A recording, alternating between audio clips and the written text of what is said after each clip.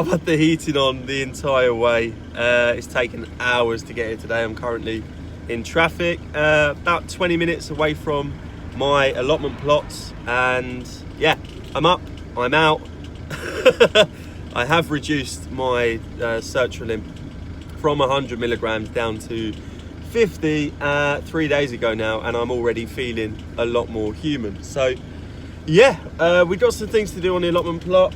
It's still frozen, it's still it's -1 now. You can't really see out the window, but I'm still trying to show you nevertheless. It's still really frozen. There's no chance of weeding today at all. So we are going to be collecting some leaves and we're going to be shredding them. Loads to do. It just depends on when I get through the traffic and when I can get to the plot.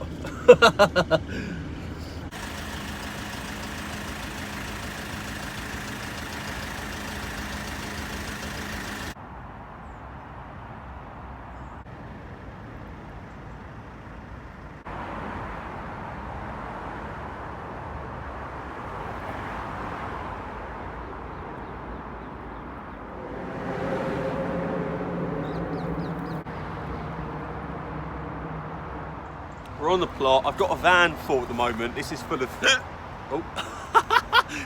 it's full up with key kegs and tools.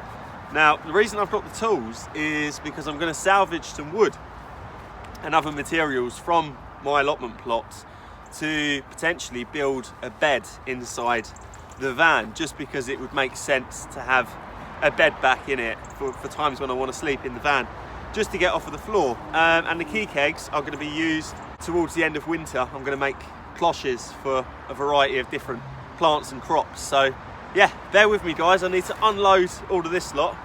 The gloves ain't to keep my hands clean, it's just to keep me warm.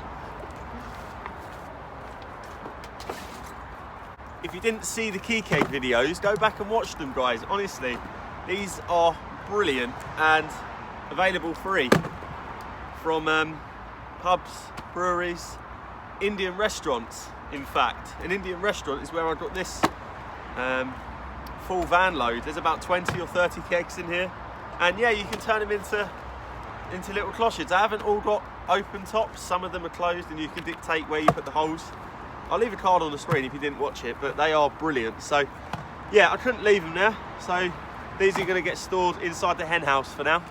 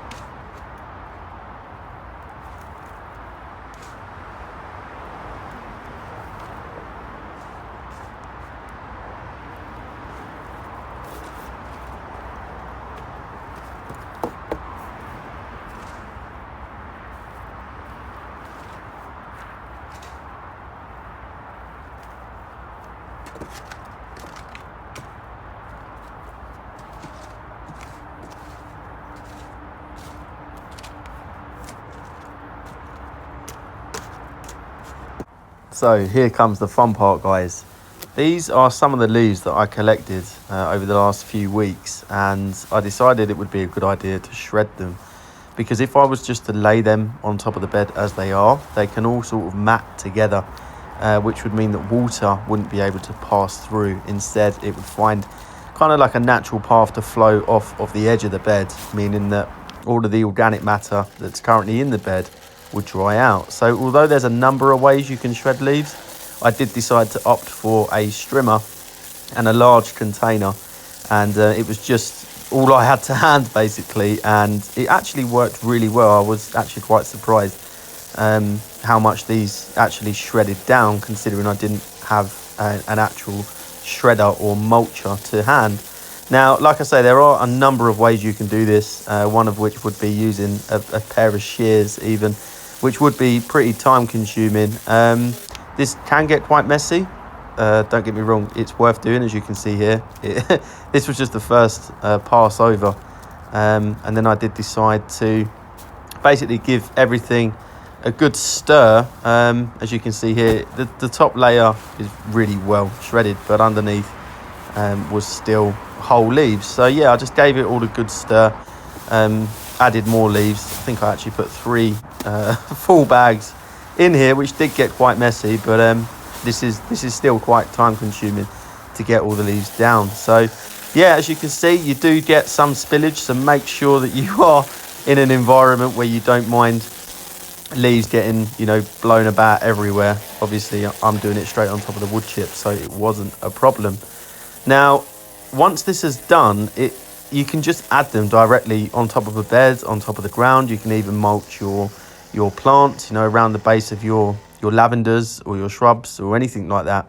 And as you can see, it worked really well, and yeah, I was really pleased with it, although it did take me about 2 hours to shred enough to do everything I needed to do with them that day. I was very pleased with the result. So yeah, this will obviously contain nutrients. It's a good amount of carbon to be adding on top of the manure, and this will mean that next year these will be fully no-dig beds. I'm still in the early stages. I'm approaching the 1 year mark now of actually having these allotment plots. So going forward over the next few years, these beds will be fully no-dig, and every year I'll come back and I'll do exactly the same thing with the layering method, i.e. I will add more organic matter every year, more leaves, more manure, more compost, and just build those layers to create that perfect environment.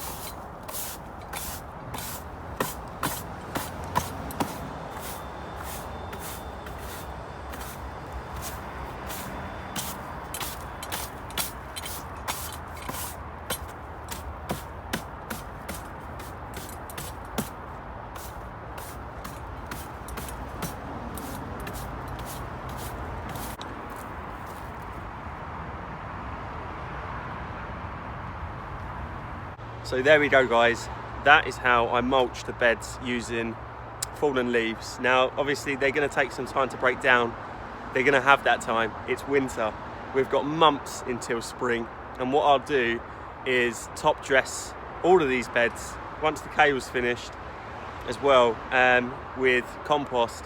And then we'll start to layer up the no-dig method. A little bit of cardboard, a little bit of compost, some feed. And then year after year, providing these beds are still here and they haven't rotted away, that is what we will do. We'll build those layers, and these will be the best beds on my allotment, I'd happily say. Oh, you poor fella. Lucky I checked in here before I closed it. There's actually a robin. See if we can get him out. Come on, mate, this way. Go on. Yeah. Whoa. Lucky I checked in there. I was like, I'll just make sure that there's nothing in there before I close the door. I think I'll close that now, just in case any more want to go in there. I'm now going to continue shredding the leaves, which is really time consuming, and then I'm going to just top up both of the beds that you watched me already mulch. I want quite a thick layer on these beds, just to keep in the moisture, prevent the weeds. Thank you very much for watching, guys. There'll be more videos to come this week, I promise you. Yeah, don't forget, like and subscribe. If there's a video you like, please share it, and I will see you in the next video. Sorry about the shadows, guys. I can hardly see. It's so bright. Cheers, guys. I'll see you in the next one.